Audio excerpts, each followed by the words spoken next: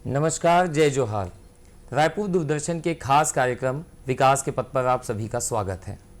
आज जिस विषय पर हम बात करेंगे, अतिवाद आखिर विकास के खिलाफ कौन।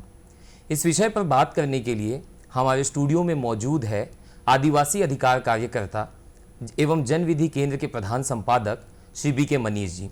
बी.के. मनीष जी, आपका इस कार्यक्रम में बहुत बहुत स्वागत है। बी.के. मनीष जी, चर्चा की शुरुआत करते हम। सबसे पहला सवाल, अतिवाद का अर्थ क्या होता है?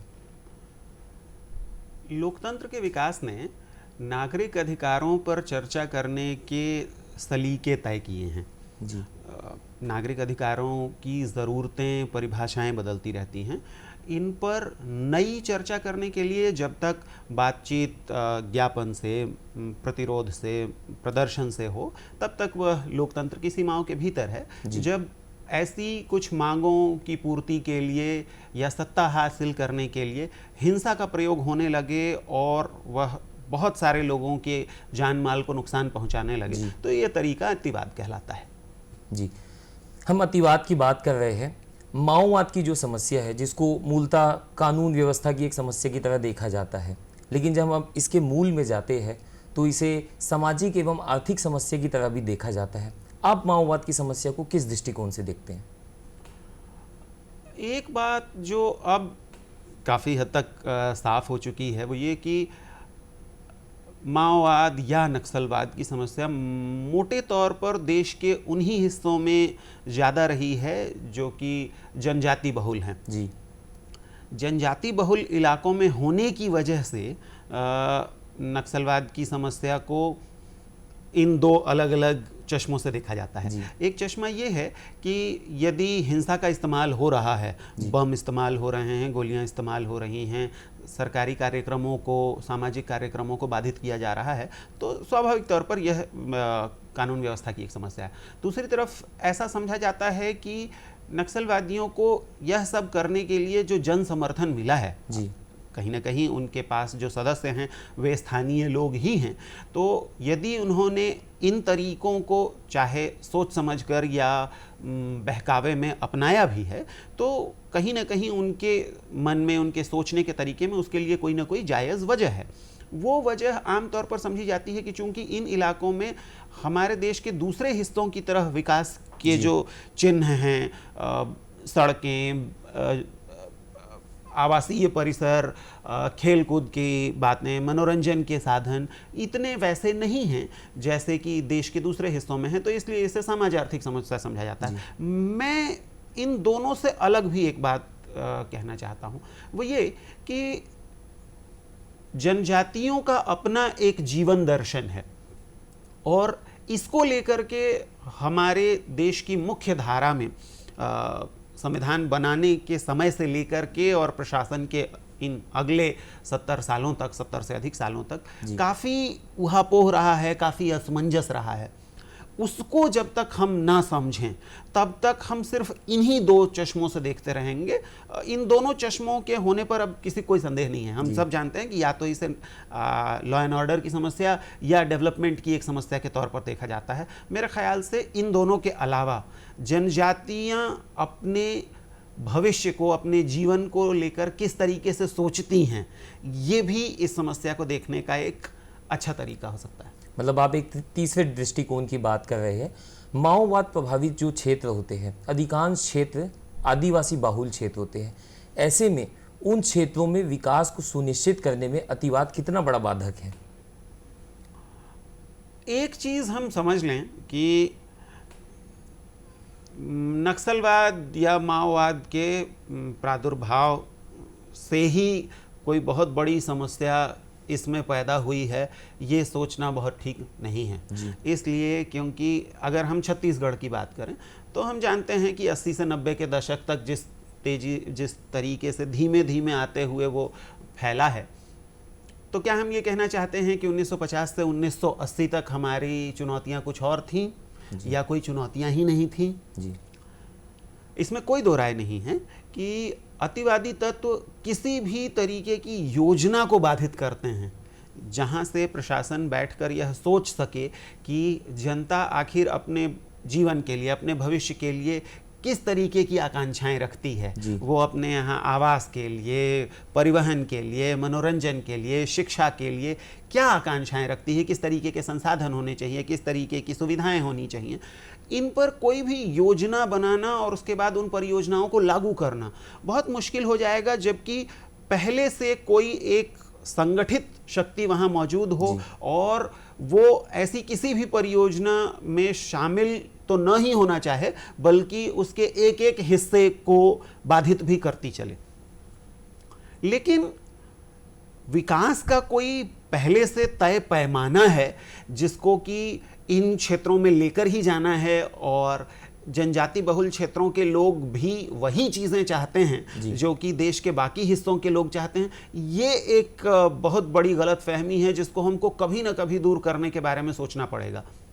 भारत के पहले प्रधानमंत्री ने 60 के दशक की शुरुआत में कहा था कि हम चाहते हैं कि जनजातियों को विकास करने के लिए जो उनका जीवन दर्शन है उसके ही तहत कुछ अवसर प्रदान किए जाएं, और चूंकि जनजाति क्षेत्रों और गैर जनजाति क्षेत्रों में आपस में सम्मिलन को रोका नहीं जा सकता है और रोका जाना भी नहीं चाहिए, ऐसा लोकतांत्रिक व्यवस्था में एक राष्ट्र जहाँ की राष्ट्रीय एकता की बातें की जा रही थी, आज भी की जा रही हैं, ऐसे में लोगों के मिलने जुलने को रोका नहीं जाना चाहिए।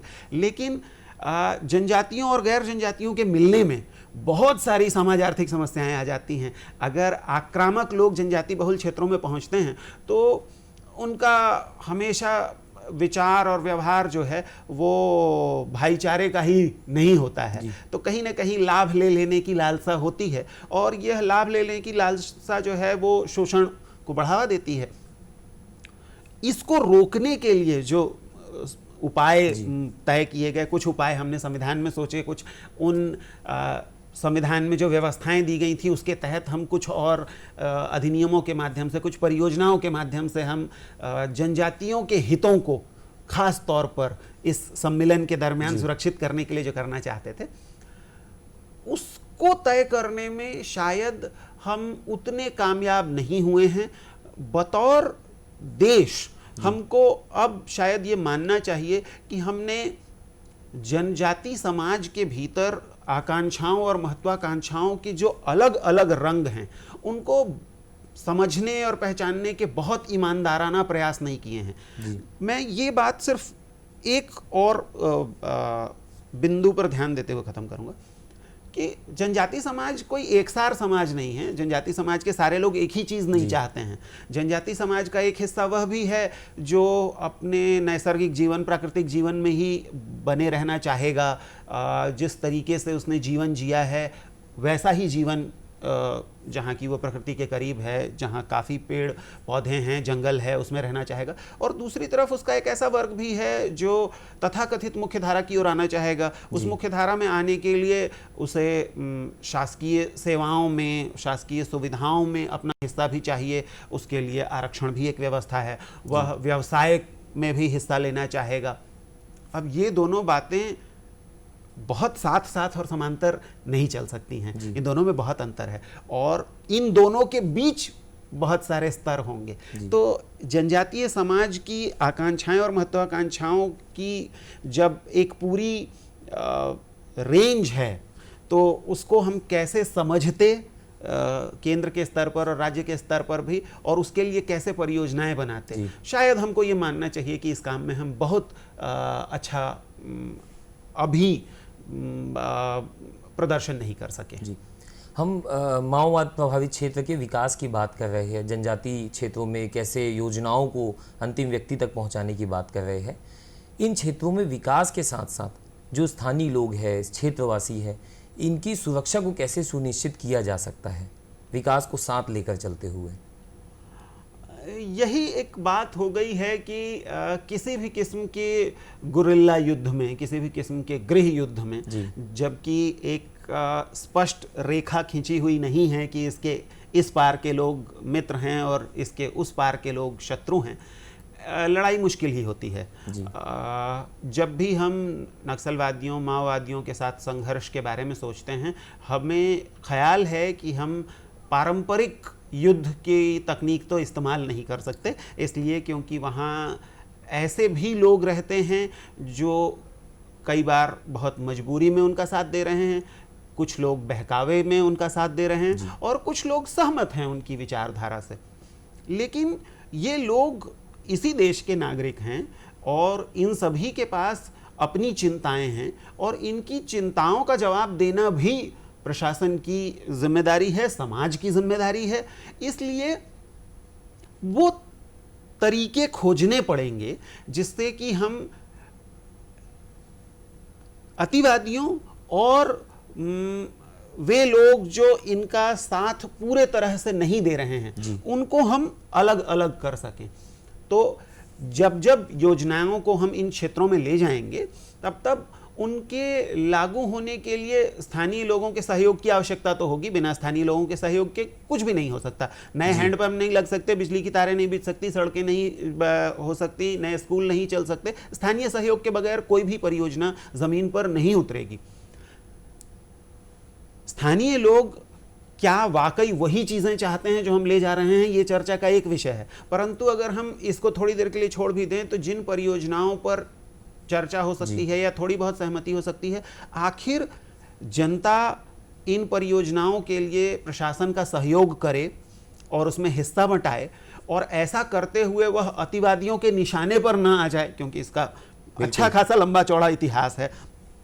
जनप्रतिनिधियों पर हमले हुए हैं, हिंसक घटनाएं लगातार होती रही हैं। ये अलग अलग प्रेरणा के लोग जी अतिवादियों के साथ ही रहना तो है उन्हें, वहाँ पर वो मौजूद हैं। जब तक हम चावल या गेहूं में से कंकर की तरह या पिस्सू की तरह इन्हें चुनकर निकालने की कोई योजना न बना सकें, और ये जो उदाहरण है ये भी बहुत सरल उदाहरण है। दरअसल आम जीवन में और नागरिक अधिकारों के संघर्ष में ये इतना सरल नहीं होता है। जब तक हम ऐसी कोई योजना न बना सकें तब तक स्थानीय लोगों को अपनी ही सुरक्षा के लिए उन्हें प्रशासनिक अमले और अतिवादियों इन दोनों के बीच कुछ सालों के लिए तो रहना ही है। ये आज की वस्तुस्थिति है। हो सकता है कि कल हम इस स्थिति से बाहर आ जाएं, लेकिन आज तो ये स्थिति है। तो इन स्थितियों में रहते हुए वो अपने आप को सुरक्षित कैसे रखेंगे, इस सुरक्षा के लिए एक तरफ साल्वाजुड़म जैसे भी प्रयास हुए हैं, उसको लेकर के माननीय उच्चतम न्यायालय ने जो व्यवस्था दी और उसने कहा कि जिन लोगों को हम ठीक तरीके की ट्रेनिंग नहीं दे सकते उनको हम बहुत थोड़ी सी ट्रेनिंग दे करके हथियार दे दें, ये बहुत अच्छा व्यवहार नहीं है और इसके दूरगामी परिणाम होंगे। इसलिए साल्वाजुड़म का स्वरूप बदला। हम इस चिंता से तो इनकार नहीं कर सकते कि स्थानीय जनप्रतिनिधियों और स्थानीय जनता को हिंसा की आशंका है। तो क्या हम कुछ ऐसी रेखाएं खींच सकते हैं कि बाहर के लोग सिर्फ आकर के पेट्रोलिंग मात्र ही न कर रहे हों, सिर्फ चौकियां ही न बन रही हों, बल्कि स्थानीय स्तर पर भी, जैसा कि मैंने कहा कि कुछ लोग मजबूरी में साथ दे रहे हैं, कुछ लोग बहकावे में साथ दे रहे हैं और कुछ लोग सहमत होकर साथ दे रहे हैं। इन तीनों श्रेणियों के अलग अलग लोगों का अंतर अगर पहचाना जा सके और इसके लिए कोई परियोजना बनाई जा सके तो शायद हम स्थानीय सुरक्षा का कोई व्यावहारिक उपाय भी खोज रास्ता निकाला जा सकता है। इसमें हम, क्योंकि आपने आदिवासी अधिकार के लिए बहुत काम किया है और कहीं ना कहीं अतिवादी भी ये तर्क देते हैं कि हम आदिवासियों के, गरीबों के लड़ाई के अधिकार की एक लंबी लड़ाई लड़ रहे हैं। आप इस बात को, इस तर्क को किस तरीके से देखते हैं जो अतिवादी इस तर्क को अतिवादी ये तर्क देते हैं?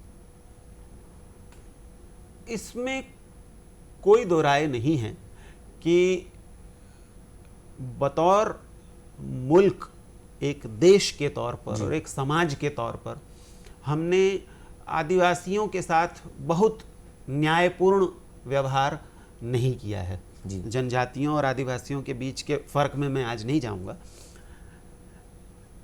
तब जब हमने संविधान लिखा, बनाया और उसके बाद संविधान में जिन आदर्शों की बात की थी उसके लिए जो अन्य परियोजनाएं चलाईं, उसके लिहाज से अगर हम देखें, सिर्फ एक उदाहरण अगर हम देखें, 1950 के आसपास इस देश का तकरीबन 1/3 हिस्सा जनजातियों के कब्जे में था। 2010 के आसपास इस देश की कुल कृषि भूमि का 13% जनजातियों के पास रह गया। मैं कुल भूभाग की बात नहीं कर रहा हूं, तो हो सकता है कि ये 13% से थोड़ा बहुत ज्यादा भी हो, लेकिन अगर 20% का अनुमानित अंतर भी है तो देश के कुल भूभाग का 5वां हिस्सा तकरीबन 60 सालों में जनजातियों के हाथ से निकल गया। अब चूंकि हम सामाजिक न्याय की बात कर रहे थे, हमें भूमिहीन दलितों को भी ज़मीन बांटनी ही थी, हमें ज़मींदारी प्रथा भी मिटानी ही थी, हमें भूमि सुधार करने ही थे, तो थोड़ा बहुत परिवर्तन तो होना था। लेकिन क्या जनजातीय क्षेत्रों में ज़मीन का इतना बड़ा अंतरण होना जायज़ था? क्या वो ठीक तरीके से हुआ है? इसको देखने, जांचने, समझने के लिए जो तरीके सोचे गए, जैसे हमारे यहाँ Madhya Pradesh land revenue code, Chhattisgarh भू राजस्व संहिता में जो परिवर्तन किए गए, उस परिवर्तन के तहत जो मुकदमे दर्ज हुए और उन मुकदमों का किस तरीके से निपटारा हुआ। आपको पता है कि धारा 180 ख के तहत, जो कि शासन ने सोचा था कि जनजातियों की भूमि किस तरीके से गैर जनजातियों ने कब्जा ली है, उस पर शासन ने जांच करके प्रकरण संस्थित किए थे। जनजातियां नहीं आई थी, उन्होंने कोई मुकदमे दर्ज नहीं किए थे, शासन ने जांच की, शासन ने मुकदमे दर्ज किए और बस्तर में तकरीबन 2/3 मुकदमे जनजातियां हार गईं। सरगुजा संभाग में आधे से ज्यादा मुकदमे वो हार गए। स्वाभाविक सी बात है कि जनजातियों ने खुद भी ये मुकदमे नहीं किए थे, शासन के अधिकारियों ने जनजातियों की तरफ से झूठे मुकदमे तो नहीं बनाए होंगे। तो शासन की ये इच्छा थी, ये प्रयास हुआ और फिर भी नतीजा ये है कि सरगुजा में आधे से ज़्यादा और बस्तर में 2/3 से ज़्यादा केसेस हार गए आदिवासी। यानी कि वो ज़मीन तो हार ही चुके थे, ज़मीन उनके हाथ से जा चुकी थी, उसे बचा सकने का एक बड़ा प्रयास हाथ से निकल गया। इस लिहाज से जब आप देखेंगे तो आपको मानना पड़ेगा कि शासन और समाज के तौर पर तो हमने न्याय करने में चूक की ही है, लेकिन बात सिर्फ संसाधन मात्र की नहीं है। बात सिर्फ यही नहीं है कि मैं बैंक बैलेंस के तौर पर देखूं या लकड़ी के बारे में या पानी के बारे में या ज़मीन के बारे में या खेती के बारे में या वन्य पशुओं के संरक्षण और उनके साहचर्य के बारे में देखूं। उसमें सिर्फ मेरे अधिकार की ही बात नहीं है, बात तो जनजातीय जीवन दर्शन की भी है। जीवन किस तरीके से जीना है, किस तरीके से आप अपने जीवन की सफलता किस चीज़ में समझते हैं, आप अपना समय किस चीज़ में खर्च करते हैं, आप मनोरंजन किस तरीके से करते हैं। अगर इस अंतर से आप देखें तो आपको सोचने और कहने में कोई आपत्ति नहीं होगी कि जितना नुकसान बतौर प्रशासन और समाज हमने जनजातियों के साथ न्याय करने में चूक की है, बिल्कुल उतना या उससे ज़्यादा अतिवादियों ने किया है। ये उनका दावा हो सकता है कि वे जनजातीय अधिकारों के लिए लड़ रहे हैं, और तब जबकि दुनिया के किसी भी तंत्र में भ्रष्टाचार होता ही है। दुनिया के किसी भी तंत्र में शासन केंद्र पर बैठकर जो योजनाएं बनाता है उसके ज़मीन तक आने में कई तरीके की बाधाएं होती हैं। उन कुछ बाधाओं को दूर करने में कुछ भूमिका अतिवादियों की भी रही है और इसे प्रशासन भी मानता है, प्रशासनिक रिपोर्टों में भी इस बात का जिक्र है। लेकिन हम इस बात से इनकार नहीं कर सकते कि काम करने का जो तरीका और सलीका अतिवादियों का है वो जनजातीय दर्शन से बहुत अलग है, और उस अर्थ में आप कह सकते हैं कि जी नहीं, अतिवादी आदिवासी अधिकारों के लिए काम नहीं कर रहे हैं। इसमें एक बात और आती है कि जो अतिवादी है उनका जो भी ये तरीका है काम करने का, इससे एक बड़े पैमाने पर आर्थिक एवं सामाजिक क्षति होते जा रही है और ये बढ़ते जा रही है। इसे किस तरीके से कम किया जा सकता है या ठीक किया जा सकता है? सामाजिक और आर्थिक क्षति मोटे तौर पर मोटी परियोजनाओं के ही नाम पर हो रही है। हमने चौथी पंचवर्षीय योजना से ट्राइबल एरिया सब प्लान शुरू किया, TSP ट्राइबल सब प्लान जिसे कहा जाता है, पर ट्राइबल सब प्लान के नाम पर हम ज़्यादातर सड़कें ही बना रहे हैं, पुलें ही बना रहे हैं। ऐसी संरचनाएं सिर्फ खड़ा करने के लिए हमने करोड़ों अरबों रुपए पिछले 30-40 सालों में खर्च किए हैं। इन परियोजनाओं में 2-3 चीज़ों का ध्यान देने की ज़रूरत है। एक तो ये कि आप शायद वो चीज़ें बना रहे हैं जिसकी मांग या तो स्थानीय जनजातियों ने की नहीं है, या अगर इनकी आवश्यकता है भी तो आवश्यकताओं की सूची में ये सबसे ऊपर की आवश्यकताएं नहीं है, प्राथमिकताएं नहीं है। तो अगर कोई चीज मेरी प्राथमिक आवश्यकता नहीं है और उस पर बहुत पैसे खर्च किए जा रहे हैं तो मैं उसमें शामिल नहीं होऊंगा, और शामिल नहीं होऊंगा तो मैं उसका ध्यान भी नहीं रखूंगा कि ये परियोजना ठीक तरीके से चल रही है या नहीं चल रही है। ये जो अंतर है जुड़ाव का, अगर आप इसकी तुलना रायपुर से करें या दुर्ग से करें या जांजगीर चांपा से करें तो वहाँ जनता की मांग बहुत स्पष्ट है। वहाँ हर जगह लोग ज़्यादा से ज़्यादा विद्यालय चाहते हैं, अंग्रेज़ी माध्यम के विद्यालय चाहते हैं, लोग ज़्यादा चौड़ी सड़कें चाहते हैं, लोग शायद थिएटर्स और मॉल्स की चाहत रखते होंगे। ज़रूरी नहीं है कि जनजातीय क्षेत्रों में भी लोगों की यही आकांक्षाएं हों। बिल्कुल। तो इन चीज़ों को अगर हम ध्यान रखेंगे तो हमें पता चलेगा कि उन बड़ी परियोजनाओं के लागू होने में जो बाधाएं आ रही हैं, जो बम विस्फोट होते हैं, बार बार सड़कें उड़ा दी जाती हैं, खोद दी जाती हैं और वाहनों की क्षति होती है, वहाँ पर पैरामिलिट्री जो भेजी जा रही है उसको जो जान माल का नुकसान होता है, पैरामिलिट्री के भेजे जाने की ज़रूरत ही जो पैदा हुई है उस पर जो हज़ारों करोड़ रुपए का खर्च देश को करना पड़ रहा है, ये एक बड़ा नुकसान तो है ही, क्योंकि ये विकास के लिए तो खर्च नहीं है। तो ऐसा मानना ही पड़ेगा कि अतिवाद ने इस महत्वपूर्ण बिंदु को थोड़े नकारात्मक ढंग से रेखांकित किया है कि विकास परियोजनाओं की हमारी समझ जनजातीय क्षेत्रों के लिए बहुत अच्छी नहीं है। अच्छा होता कि ये समझ प्रशासन को स्थानीय लोगों से चर्चा करके आती, ये समझ प्रशासन को अतिवादियों के व्यवहार के लिए आ रही है, ये स्वस्थ बात नहीं है, ये लोकतंत्र के लिए अच्छी बात नहीं है। लेकिन ये सीधे तौर पर सिर्फ और सिर्फ मैक्रो इकोनॉमिक्स इश्यू के तौर पर नहीं देखा जा सकता है कि हजारों करोड़ रुपए बर्बाद हो रहे हैं। सवाल ये है कि प्राथमिकताएं क्या हैं और उन प्राथमिकताओं के लिए पैसे कैसे खर्च करने चाहिए। अगर हम इस ढंग से देखेंगे तो शायद हम आर्थिक क्षति को उसी तरीके से नहीं समझेंगे जैसे कि आज समझते हैं। हमने आर्थिक और सामाजिक क्षति को कम करने की बात की। एक और सवाल आता है जो हमारे दर्शक जानना चाहते हैं कि अतिवादी जो है वो समाज की मुख्य धारा में वापस कैसे आए, इसके लिए किस प्रकार के प्रयास किए जाने चाहिए? ये जाहिर सी बात है कि भारत जैसे देश में कोई सत्ता परिवर्तन क्रांति से न हुआ है और न कभी होगा। हम इतिहास से लड़ सकते हैं, लेकिन इतिहास एक बहुत मजबूत कारक है। इस देश के इतिहास में, जिस देश को हम भारत कहते हैं, वहाँ कभी कोई क्रांति नहीं हुई, कभी भी कोई क्रांति नहीं हुई जिससे सत्ता परिवर्तन हुआ। यह एक बहुत ही विशाल देश है। इस गलतफहमी से सभी लोगों को बाहर निकल जाना चाहिए कि एक इतने विशाल देश में हमारे पड़ोसी देशों में सत्ता परिवर्तन हो जाते हैं सशस्त्र सेनाओं के भी माध्यम से। ऐसा भारत में क्यों नहीं होता है? इसलिए क्योंकि हमारा देश इतना विविध है जनसंख्या के लिहाज से, संस्कृति के लिहाज से, कि यहाँ इस खुशफहमी में रहना, इस गलतफहमी में रहना कि बंदूक के जोर से कोई सत्ता परिवर्तन हो जाएगा, इससे लोगों को बाहर निकल आना चाहिए। और जब आप ये समझ लेते हैं कि ऐसा कोई परिवर्तन नहीं होना है तो आपको सभी लोगों को ये मौके देने पड़ेंगे कि वे प्रशासन के सामने आ सकें और अपनी मांगों को उन रूपों में रख सकें जो कि लोकतंत्र की परिपाटी में आती हैं, समाहित हैं, और फिर हम कोई रास्ता निकाल सकें। आपने बहुत महत्वपूर्ण जानकारी दी हमारे दर्शकों को, उसके लिए आपका बहुत बहुत धन्यवाद।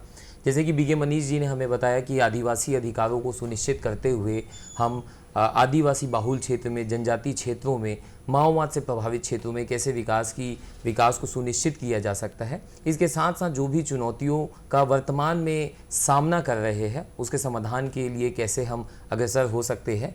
आपने महत्वपूर्ण समय दिया, इसके लिए बहुत बहुत धन्यवाद आपका। हम फिर मिलेंगे दूरदर्शन के अगले चर्चा में एक नए विषय के साथ। तब तक के लिए नमस्कार, जय जोहार।